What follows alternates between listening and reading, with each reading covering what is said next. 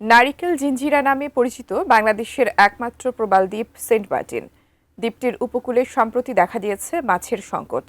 সেই উপকূলে ভেসে আসছে অসংখ্য মৃত জেলিফিশ।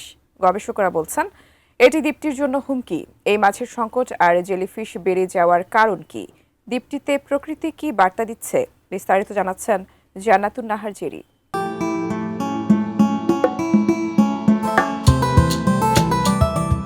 বাংলাদেশের একমাত্র প্রবাল দ্বীপ সেন্ট মার্টিন।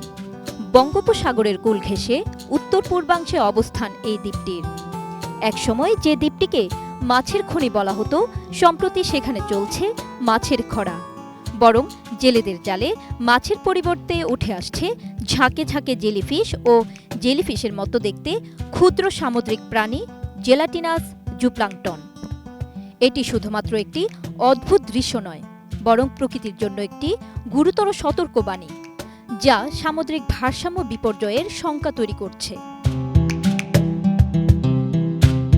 আমি বুঝি নির্মাণের শিল্প, সালাম স্টিল বোঝে ডিউরেবিলিটি। সালাম স্টিল, মোস্ট ডিউরেবল স্টিল। সম্প্রতি চট্টগ্রাম বিশ্ববিদ্যালয়ের মেরিন সায়েন্সের একদল গবেষক সেন্ট মার্টিনের দক্ষিণ পশ্চিমের জলসীমানায় গবেষণা চালিয়েছেন। সমুদ্রের বিশাল এলাকায় ঝাঁকে ঝাঁকে এই জেলিফিশ জাতীয় প্রাণীটির বিচরণ দেখতে পেয়েছেন তারা।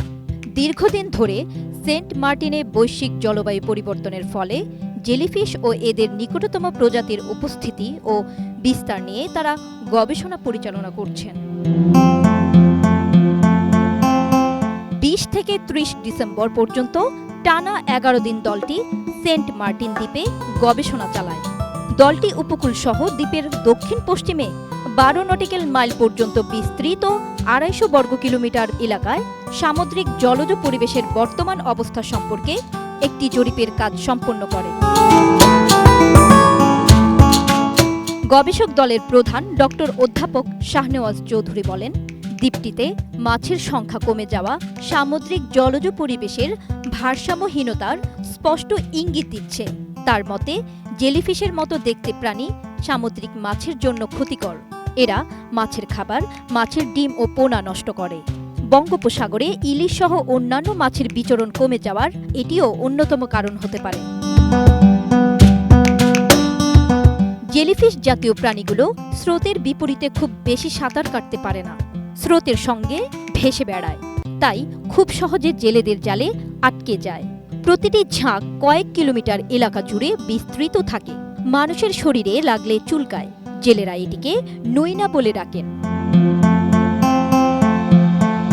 ডক্টর অধ্যাপক শাহনেওয়াজ আরও বলেন, একই ইনস্টিটিউটের গবেষকদের 2021 সালে পরিচালিত অন্য একটি গবেষণায় সেন্ট মার্টিন দ্বীপে প্রথম এই প্রাণীর অস্তিত্ব রেকর্ড করা হয়, যা খ্যাতনামা স্প্রিঙ্গার কর্তৃক প্রকাশিত Thalassas and International Journal of Marine সায়েন্সে প্রকাশিত হয়।